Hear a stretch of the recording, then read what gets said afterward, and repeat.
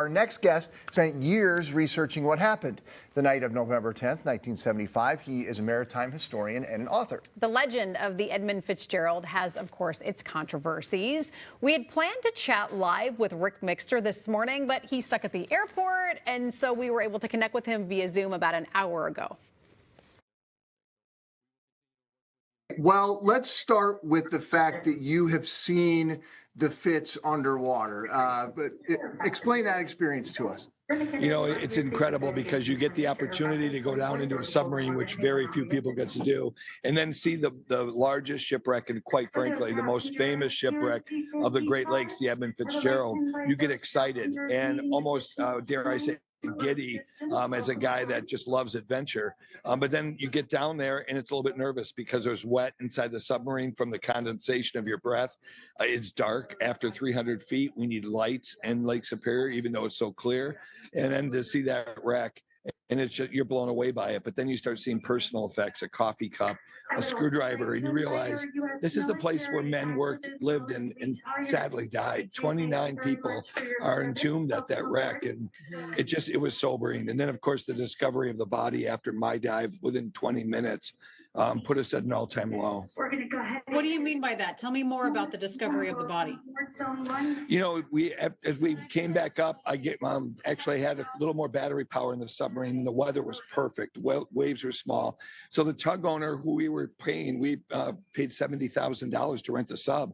He wanted to go down. We thought we'd get a good deal on the thing, so he brought his son. Within minutes, they got lost on the bow section of the Fitzgerald and found a sailor with a life jacket on. And it was just devastating for us. We knew there had been 4 expeditions before us, including Jean-Michel Cousteau, a Whitefish Point, that had never seen this, the Coast Guard. And it just really, really brought us to a depth that we were not expecting. Well, just that realization, again, like you said, it was real people who died there. Talk about so we really don't know what happened to the ship. But you, from looking at the wreckage down there, it sounds like you maybe have some thoughts on how it all might have went down. Yeah, through the process of elimination, we do know there's 3 theories. One, that it ran aground, and my entire 300-page book has 20 reasons why it never did. One person casually looked at a radar, captain, and he was wrong. The water wasn't deep there. They never went within 5 miles of that shoal. And after 30 years of researching, no other ship ever sank on this fake shoal. So it never ran aground. And I checked the bottom of the ship, too, to make sure on the stern section.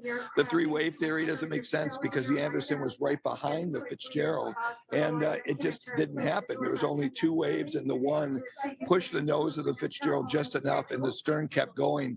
It broke on the surface because I found all the taconite behind the shipwreck. It did not nosedive, and hatches 1 and 2 are empty, as is hatch 8, where the tear in the bow is. So very evident it broke on the surface.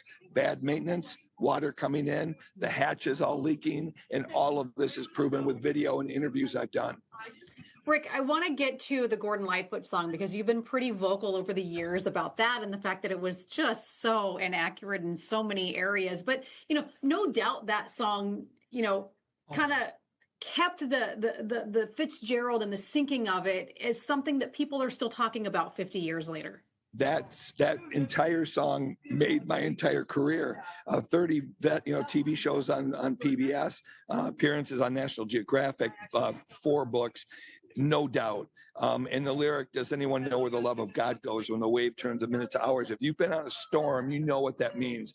But there's so much that was so inaccurate. And worse, the family asked him to change the lyric about the hatch covers. And the hatch covers were real. I saw that they weren't all dug down, and every photo, every movie I have of the Fitzgerald proves it wasn't. They thought it was heavy enough without the clamps. And sadly, that took in water, made them susceptible to a giant wave, and they all died. So that song is one of the things that you talk about in your lectures. If someone's lucky enough to see you, what else will you be talking about?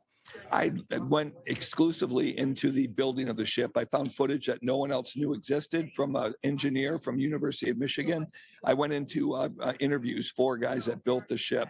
Then all the people that sailed it. I interviewed 3 third mates, and 2 of them said that McSorley, the captain that passed away, nearly killed them in a storm. And then I go into the backcasting of all of the storms. The National Weather Service called the Fitzgerald the windbreaker because it went through more storms than any other ship. And this is all leading up to a tragedy of a bad decision where other bigger ships stayed out of the storm. And unfortunately, McSorley pushed on. Anderson made it through. It was lengthened in Wisconsin by 85 feet. And it didn't sink. So what went wrong? Well, it's all clear. The keel was loose, it was leaking, and McSorley went where he shouldn't have gone. Tell people how they can find you, how they can listen to one of your lectures, where you'll be next. Oh, I tour all over shipwreckpodcast.com. Check your favorite maritime museum and ask, say, when's Ric going to be here? Because I make the rounds. And it's not just Fitzgerald. There's 25,000 sailors that lost their lives that we need to remember as we ring that bell. And those stories need to be told as well. And that's my quest. Well, Ric, thank you for your time today. We're sorry we couldn't get you in person, but traffic is what it is in the skies these days. Yeah, good luck at the airport. Yeah. Thank you. On my way to the National Museum in Toledo. We'll see you later. So that was our conversation with Ric this morning. Ric has written several books, including Tattletale Sounds, the Edmund Fitzgerald Investigations. We'll post a link if you'd like to check it out on minnesotalive.com. As we go to break, here's some video from 20 years ago and the reading of just a few of the lives lost November 10th, 1975. Borgeson, Thomas Dale, able-bodied maintenance man, Duluth, Minnesota. Cundy, Ransom Edward, watchman, Superior, Wisconsin. Hall, George John, chief engineer, Cabot, Pennsylvania.